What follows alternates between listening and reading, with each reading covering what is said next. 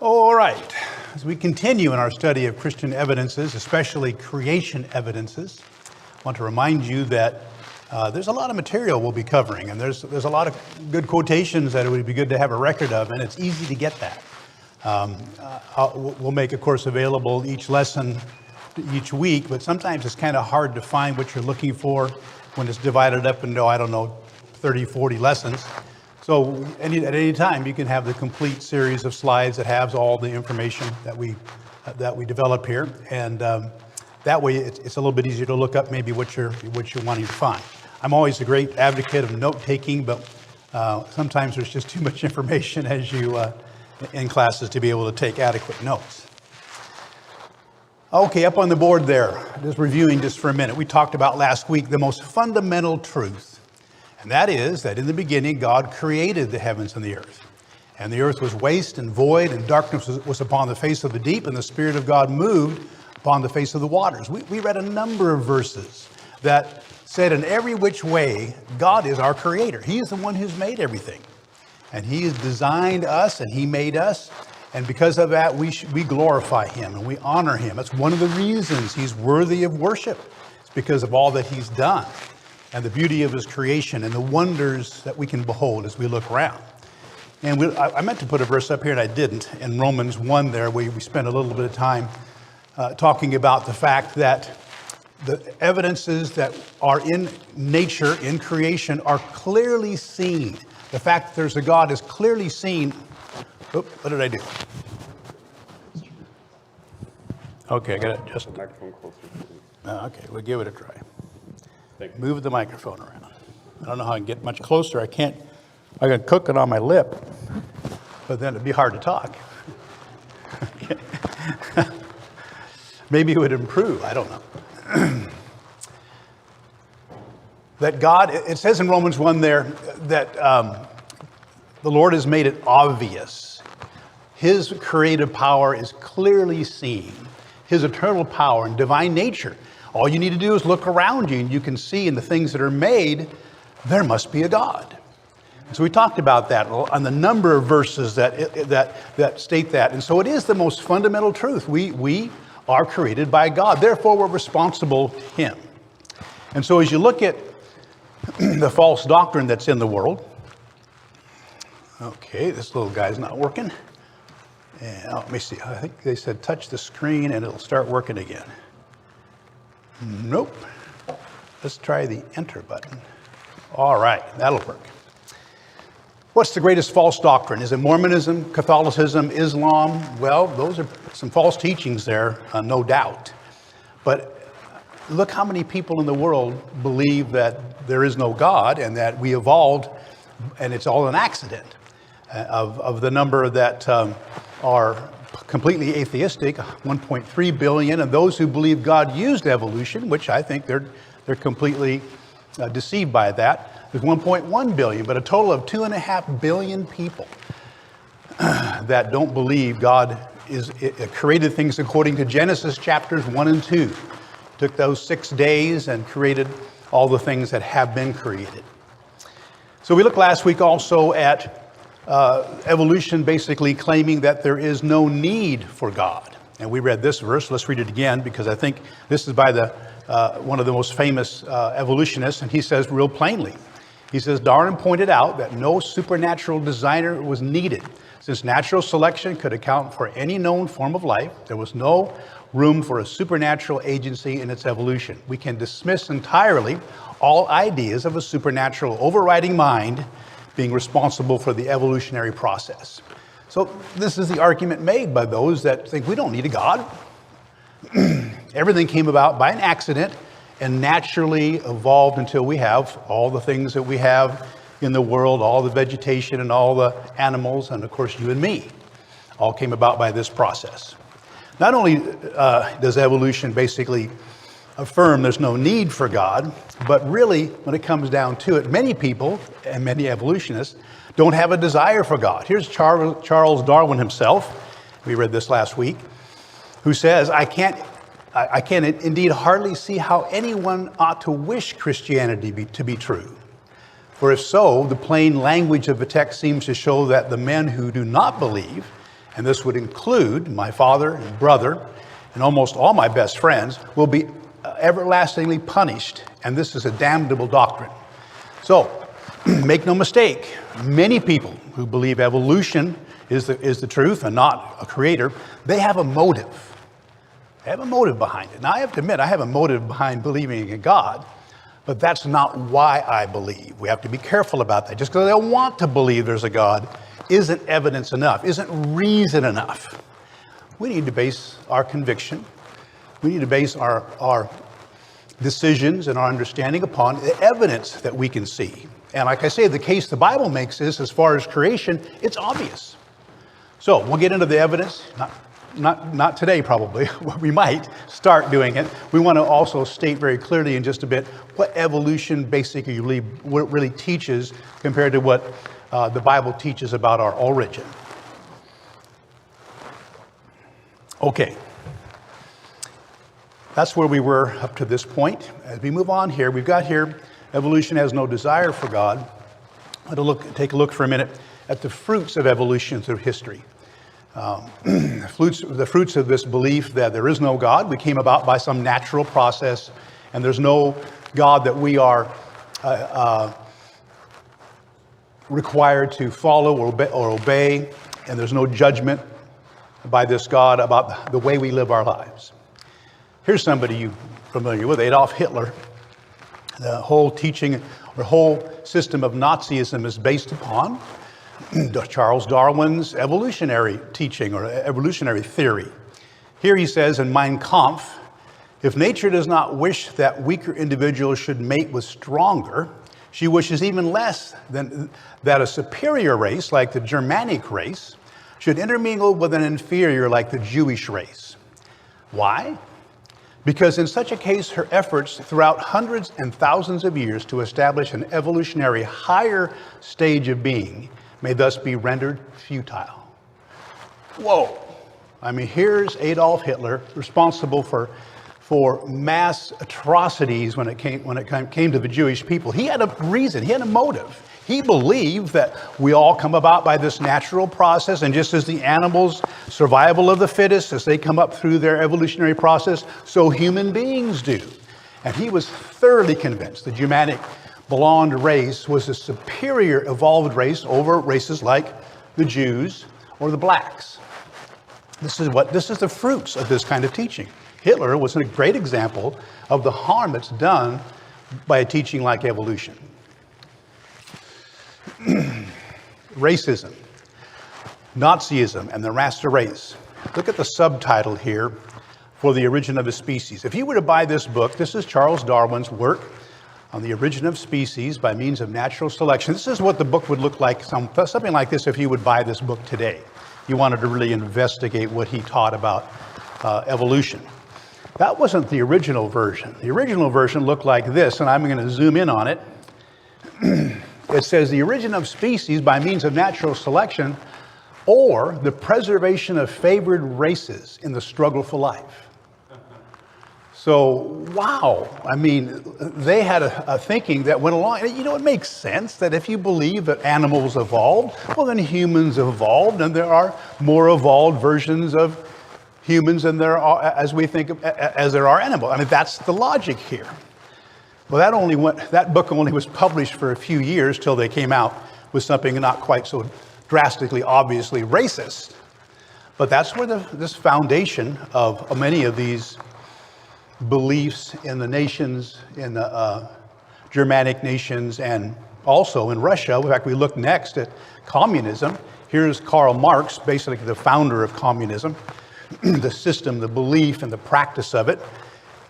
And he said a few of the things that he believed and taught, that he wished to dedicate a portion of Das Kapital, that's his great writing on the subject of communism, to the author of The Origin of Species, to Darwin. He urged the complete destruction of religion, especially Christianity. I don't know why we're picked on there, but he thought that men being mere animals were expendable. These were things that he thought, and you can see if you don't hold in God as being the creator and that there's some kind of moral system that he is wanting us to follow, then really all you've got for a motive is survival of the fittest. That's what evolution really preaches. And so if you're more fit, then you have a right to survive, and let's not get too, emotional about that. That's just the way it is. Okay, some more fruits of evolution. Humanism, a system of belief that basically excludes God completely, that all the things that we should be teaching in our schools and other places should be devoid of any religious nonsense, is basically what the position teaches. It views mankind as an integral part of nature and thus denies the human soul, limits the values of what has value for man. So whatever's good for man, that's about it. Ethics and morals become situational. Okay, so there's no real moral standard. It's whatever in any situation is good. Maybe it's good to have an abortion in this situation. Maybe not so good here, would be the argument. And of course, denies the existence of God.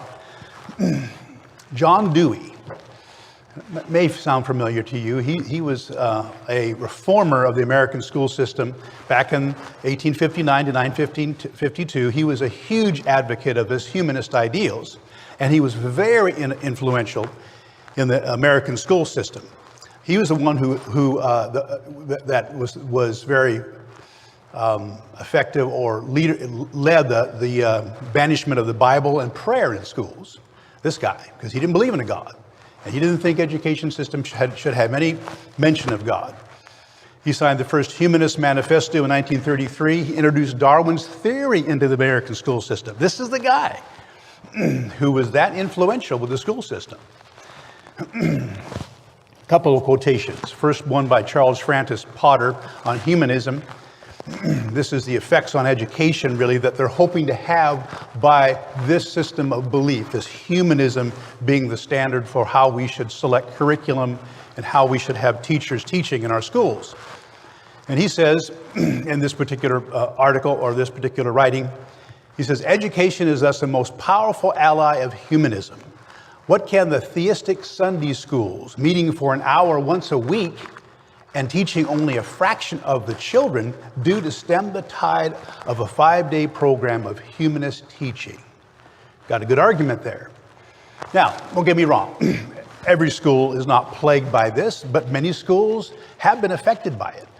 And much of what's being taught throughout the time from this time till now is affected by this humanistic teaching. Certainly, God is something that can't be taught in schools today, and for quite some time it was not allowed.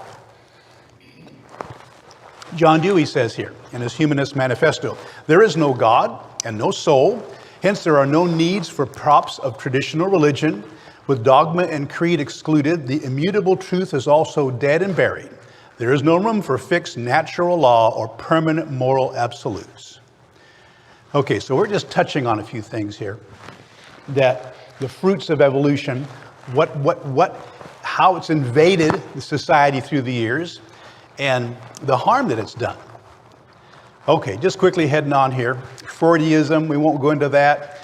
That was a psychologist that believed that he presumed animal ancestry of men, and a lot of his findings and teachings are based on that. Cheapening of human life, all because there is no God who is the author or the creator of the soul, because there is no soul. So abortion and euthanasia began to rise up in a number of situations and a number of teachings. And then the unwarranted elevation of animal life. Animals should have human rights. That's something that we hear kind of a lot these days, that the rights of animals are very much on par with the rights of human beings. Okay, that's really a quick overview of some of the fruits of evolution. Now let's take a minute. Let's take a little bit of time. We want to, before we get into evidence, we want to understand basically what evolution teaches as opposed to what Christianity and the Bible teaches on origin. And so let's just take a few minutes and look at that. Evolution view of life. What is it exactly? Okay. Billions of years ago, that's a long time, chemicals randomly organize themselves into a self-replicating molecule. The spark of life was the seed of every living thing we see today. It's a basic definition of the beginning of life in just about every evolutionary theory. And we're just going to look at the basics here for now. From that seed, all living things came into existence by a very slow and advancing process of random mutation and natural selection. So these two terms, random mutation and natural selection, these are things that do occur in nature. Things mutate, which we're going to see really basically, I mean, there's copying errors within the genome of all living things. We're going to see that's consistent with what the Bible teaches about creation and the fall. But what evolutionists do is they say this random mutation and natural selection or survival of the fittest is what has caused everything from that first seed that came about by accident to grow and grow through millions of years into every form of life that we see today. That's the theory. That's the belief. More belief than a theory. We won't make a distinction between the two, but that's the belief of evolution. So random mutation, real quickly, is an accidental change occurring on the genetic level due to a DNA copying error. Most of us have heard what DNA is. It's a code in your body, a very sophisticated code. It's made up, if you look at this picture here, this coiled DNA made up of all these bases that are like little computer codes, different markers of information. There's 3 billion of those in your DNA. Okay? And this DNA is wrapped up into something called a chromosome. You've heard of chromosomes before. That's that X-looking thing. And then these bands of genes were just simply sections of DNA. Okay, evolution states that accidental changes occurring on this genetic level make errors. And so the DNA through time will change a bit. And there'll be some copying errors that will produce these changes. And then natural selection, here's some birds here, look a bit different. They don't look exactly the same. They're all finches. We'll talk about them a bit more in a while, but these are the finches on the Galápagos Islands. This is where Charles Darwin went back in the 1830s to do a lot of his research. So the statement, the claim that's made by evolutionists is that these mutations result in an advantage to an organism and they will more likely survive to the next generation. You got a bigger beak, maybe you can crack more seeds. And so, hey, birds go from smaller beaks to bigger beaks. And oh, wow, isn't that amazing?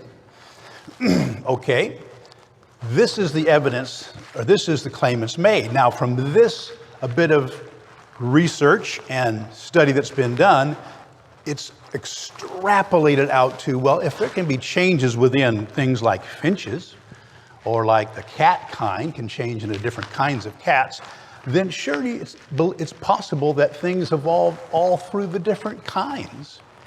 And and something evolved into cats, and something evolved into dogs, and some kind of ancestor of the pig or the horse. And so it's feasible, right? That's the theory. Mutations happen. Survival of the fittest happen. Therefore, evolution is feasible. That's the argument. So random mutation, natural selection over millions of years change fins into legs, for instance. This is how the idea goes. And then change fish into lizards.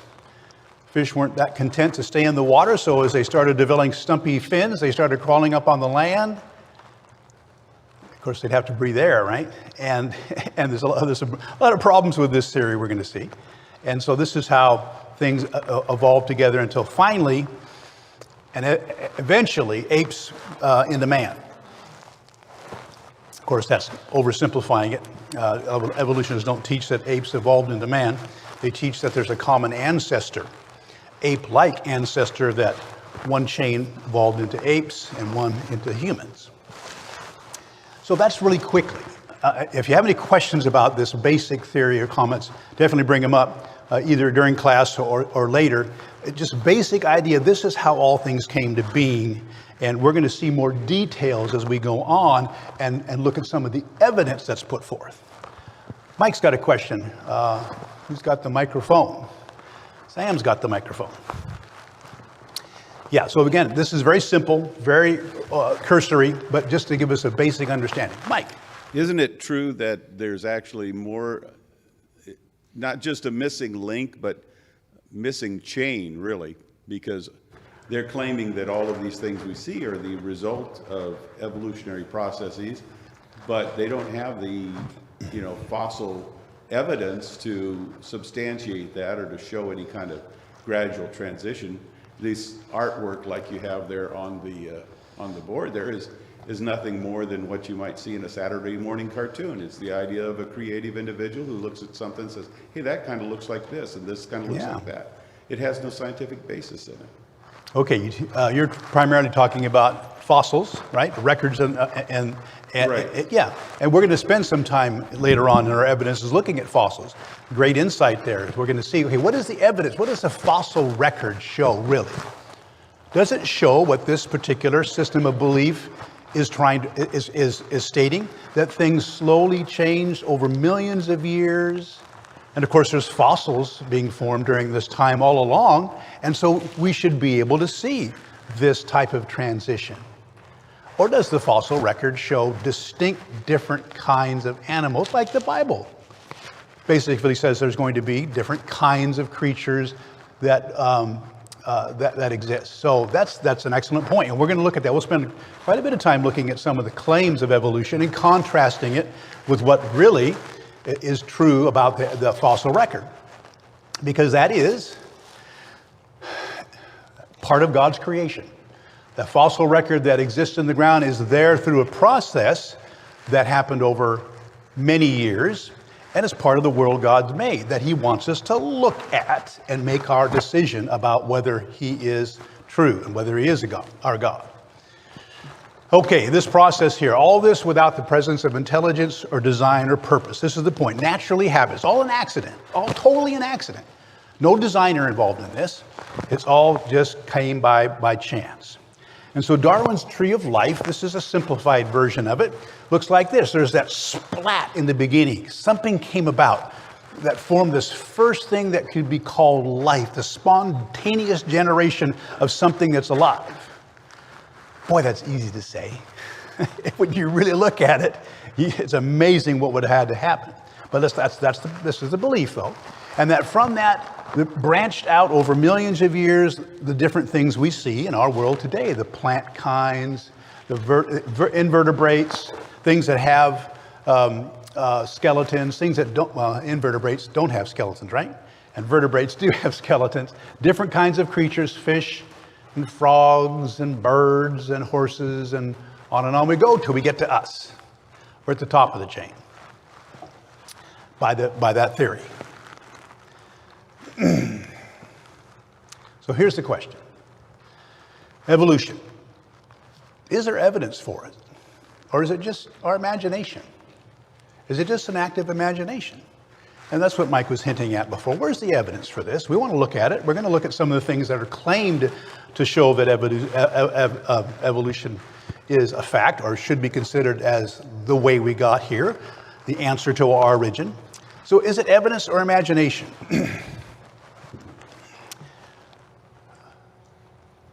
Anybody know who this guy is?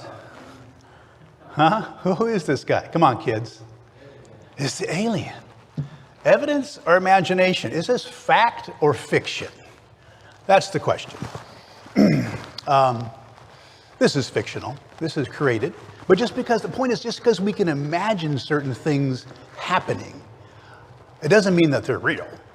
I hope this guy's not real, because if he is, I'd be scared. So that's the thing we have to keep in mind. Just because we can imagine something happening doesn't mean anything. Just because we would like it to be, that we don't have to answer to God, well then, I'm glad there's a natural explanation for everything, because then I can do whatever I want.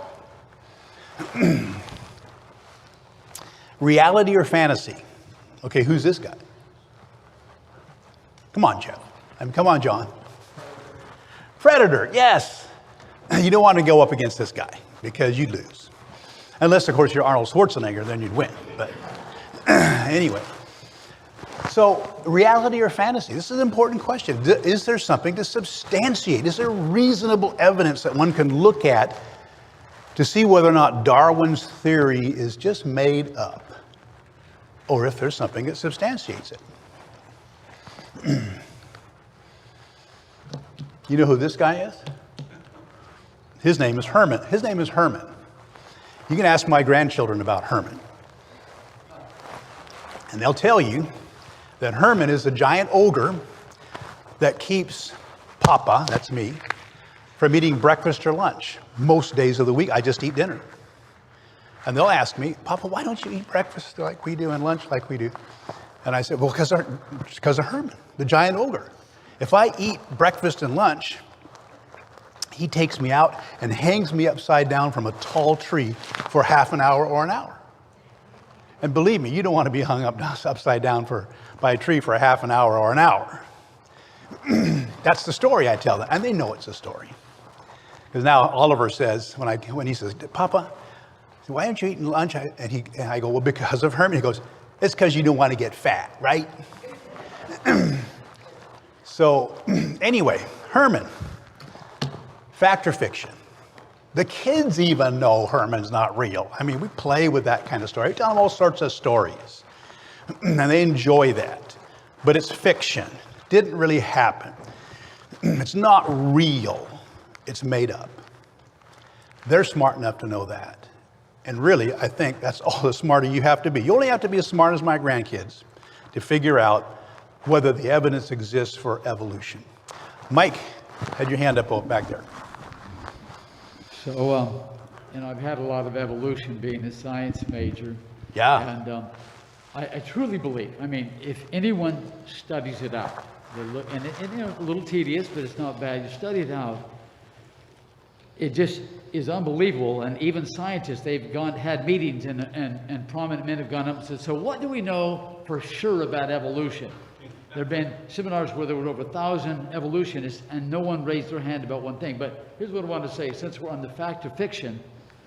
When a princess kisses a frog, and the frog becomes a prince, we have a fairy tale. When a princess kisses a frog, and it takes millions of years from turning into a prince, then we have all evolution. Yeah. Okay, very good. Thanks for that illustration. Appreciate that. Okay. It's going to be obvious during this class what I believe. And yeah, I'm going to do a fair job, I believe, of presenting the evidence that evolutionists put forward. But don't get me wrong, I firmly believe that evidence is not real, but I want to do an accurate job of putting it, because you need to look at both sides. You're going to be able to talk to somebody who believes in evolution. You're going to need to be able to know how to dismantle an argument. Okay, Mike up here. Sam?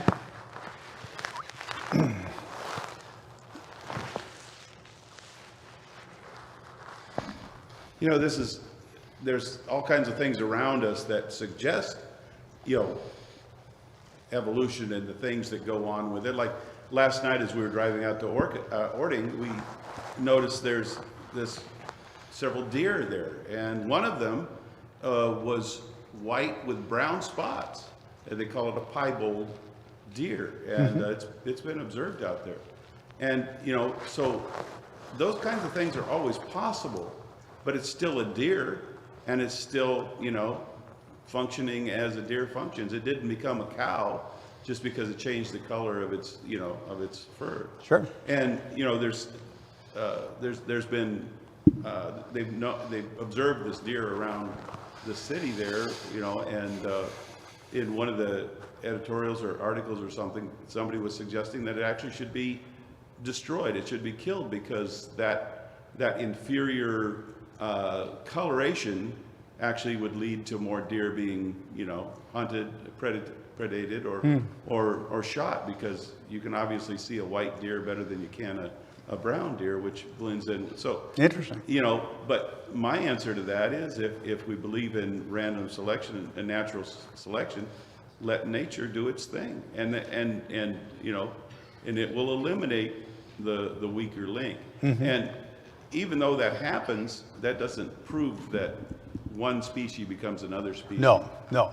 And we're going to see that. There is mutation. There's lots of it, lots of it. And your body is mutating some, rarely. Some creatures mutate a lot faster. And natural selection. That is a principle that works all around us. But does it prove that there is this grand scheme of evolving life that comes from this one source? That's what it doesn't do. And we're going to see that's just the case. There's no evidence for that. There's evidence for that changes happen to animals, a limited amount of changes happen to animals according to God's plan. And we're going to look at that next, actually. Creation view of life is what we want to look at now. We look at very briefly, at what evolutionists claim. Now we'll look at what the scriptures teach us as far as how we came about and why there's variation in things that around us. Thank you, Bill, for this graphic, by the way. It just illustrates, if you saw this, if you were here last Sunday and for Bill's lesson, this is a graphic of the beginning in the beginning, God created. 6 days that God made things. The seventh day he rested. This is what Genesis 1 and 2 draw out very plainly, very clearly. That God made the vegetation, the animals, and man within that 6 days of creation. And he made them to reproduce after their own kind, is what the scripture says again and again, after their own kind. This is the Bible viewpoint. No evidence yet, just showing you the differences here between the two. And that God created man in his own image, as the text says, and expects him to live by a certain standard or moral code. That's throughout the scriptures. We're made in God's image, and God wants us to live in the way that he does. He wants us to be the kind of creature he is. He wants us to love what is righteous, hate what is evil. And so here the Bible doesn't say that God specifically created all varieties of dogs and cats and horses and humans in the 6th day of creation. Every single thing you see today didn't exist back then. He created the dog kind, the cat kind, the horse kind, the human kind, and all the different kinds that are mentioned in the scriptures, as we see some mentioned in the first chapter, a few chapters. Each creature was designed with a certain capacity of variation within its kind. We see variation happening naturally all the time, not evolutionary variation. Two people have a child. Why doesn't that child look exactly like the parents? We don't want to get too deep into genetics here, but that's the way reproduction works. You get some of the traits from your one parent, some from the other. And variation over time happens. Simple thing that all evolutionists would agree with. Here's the dog kind, for instance. A family tree of the dog kind. Following the flood of Noah, that's, of course, all creatures were destroyed, animals and men, except for those that were on the ark. So from the time of Noah, each new population was naturally selected until different varieties emerged, such as the wolf, the fox, the hyena, jackal, all these kinds of different creatures. It's a matter of historical fact that the domestic breeds of dogs around the world were created through a succession of genetic variation and artificial selection. Not much different than natural selection, except nature didn't do it. Men put certain groups of dogs together so they could get a certain kind of result. And you have all sorts of breeds of dogs just from this process. Okay, most experts agree that all dog breeds were bred by man from the wolf and its descendants. These are things that happened throughout not too long of history, some few thousands of years. You get all these guys. For you dog lovers, just feast your eyes. Our dog's not up there, but, oh, wait, maybe he is. Anyway, maybe your dog is up there. This is variation within a kind, not evolution. And every evolutionist would agree with that argument. Yes, we inherit a lot of different variety of life just from natural genetic generations, one generation after another. And certain traits are emphasized. And when you take two dogs that have that certain trait and you mate them, you get really emphasized until you get some pretty weird looking dogs, if you ask me. But nobody's asking me. I won't say which ones are weird looking, but some of them get pretty weird looking. Okay, this is just an explanation of what this, or an illustration of what the scripture says about God making these animals, each one to reproduce after their kind. None of these dogs through those few thousand years ever became anything but a dog. Hard as you try, you're not going to get anything by this kind of process. That's other than a dog. Okay, mutations, biblically speaking, and they happen. For Christians to deny that mutations have effect on this world, it's just ignorant. I don't know of any Christians that do, but sometimes we think, well, because we don't believe in evolution like Darwin teaches, then I guess mutations don't happen and natural selection doesn't happen. No, it does happen. It's a strong force. Mutations are a result of the corruption which came into the world when it was cursed because of sin. Look at a few verses here. Genesis 3, verse 17 and 19. Then to Adam he said, because you have listened to the voice of your wife and have eaten from a tree about which I commanded you, saying, you shall not eat from it, cursed is the ground because of you. In toil you will eat of it all the days of your life. Something has changed. God has cursed the earth and all creation because of sin. And now things don't work perfectly like they used to. Something has happened. Death has come into the world. Illness and death have come into the world. The rest of this particular passage, both thorns and thistles it shall grow for you, and you will eat the plants of the field. By the sweat of your face you will eat bread, till you return to the ground, because from it you were taken. For you are dust, and to dust you shall return. Here's the curse. We live with it every day. We labor and we toil, we sweat, we get poked. If it's not by a thorn, it's because you cut yourself working on a carpentry project. We're living under a curse. Paul in the book of Romans talks about this in chapter 8.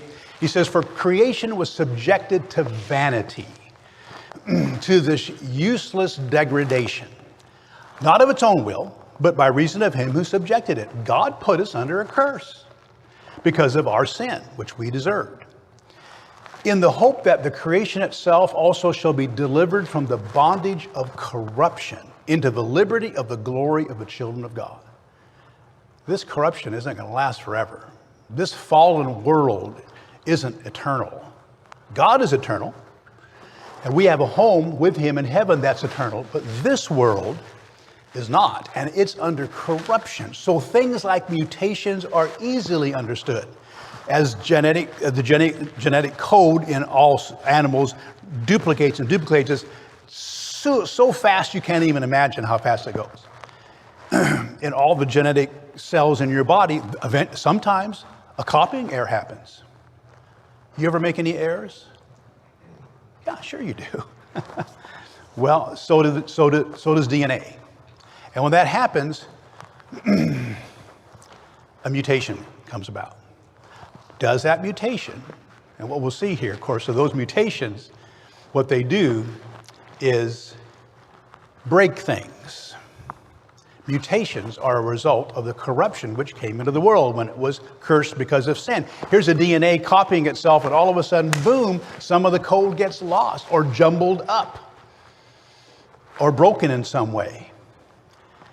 And so from the creation point of view, mutations are no real help in explaining the origin of species, but they are great for explaining the origin of disease organisms, birth defects, and all sorts of different problems that can happen in the physical body.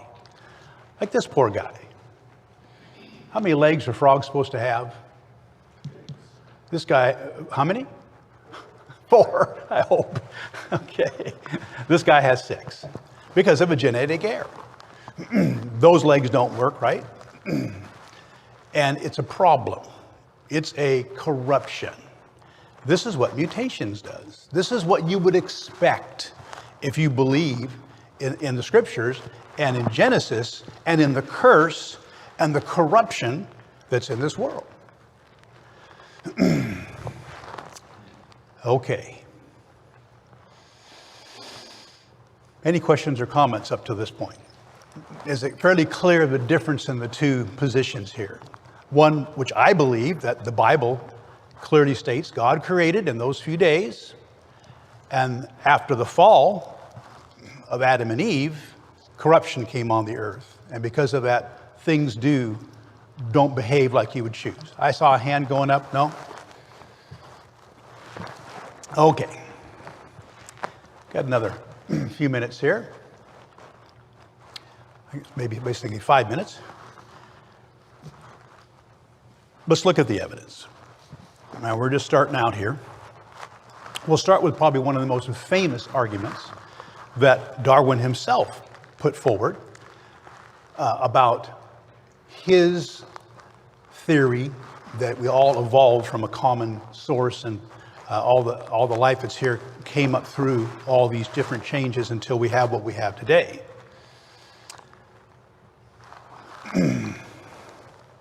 Galápagos Island finches. These guys right here.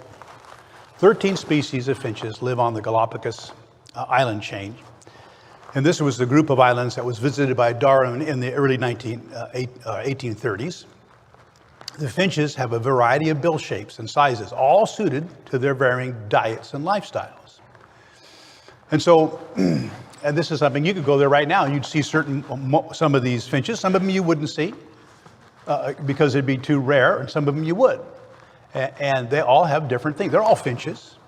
But he noticed and studied and saw, there's changes between these birds. And so there's some kind of variation going on here. And it looks like that the environment is what chooses between the best suited birds. And he wasn't wrong.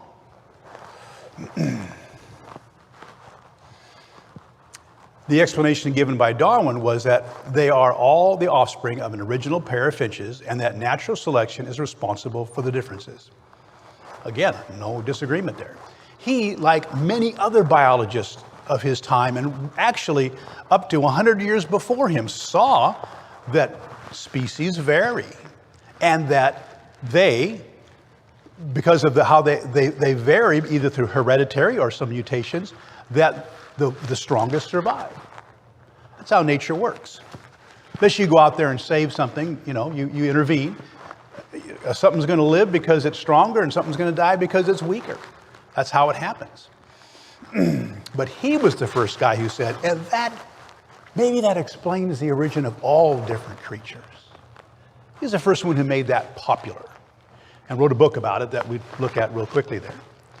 He's the one who projected that idea. And we're going to try to see whether or not that's real or that's imaginary. The variation you see is very common. It's easy to see.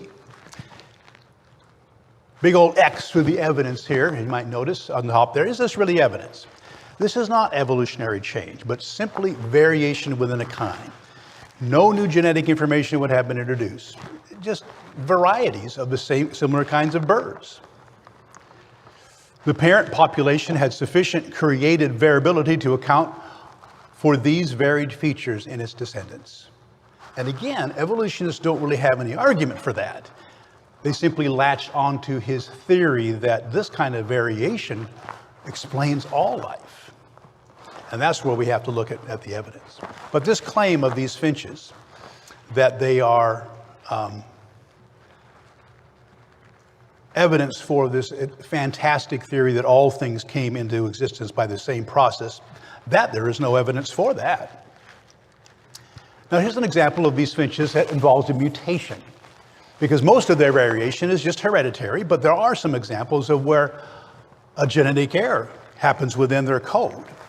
A few mutations among the finches are responsible for some variation. Notice the guy on the bottom got a kind of a regular sized beak. The guy on the top got a huge beak. Massive beak there. Pride of his friends around him, because this variety of finch has a huge beak. This is because of a broken gene sequence in the ALX1. Remember that, ALX1. No, don't remember that. It's caused one species to develop a larger beak. It's the same, it's comparable to a similar gene that you and I have in our genetic code. Not exactly the same. And when this particular defect happens in humans, you get facial and head deformations. Something you don't want, because it's a broken gene. But because of this broken gene, you've got a larger beak. And for this guy, natural selection has given it an advantage during droughts to crack open larger seeds. So depending when you visit the Galápagos Islands, during drought season, you will see more of these guys because they are selected, and the seeds that are harder to get to and bigger during a drought, they have the ability to break open. Where the smaller birds during rainy situation, not seasons, but rather like there'd be a 10-year raining period, you'll see the ones with the smaller beaks because they're more effective. They don't have the broken gene, and they can get seeds more better than the guy with a larger beak. The DNA copying accident damages the gene and does not add any new information to the gene. Now, particularly you have to get here is that mutations happen. What they are is either they make no change or they break something. They break this particular gene that gives them, as a side benefit, the ability to open up seeds that the smaller beaked finches can't do. Novel design and function or innovation is required to demonstrate an evolutionary change. This isn't evolution.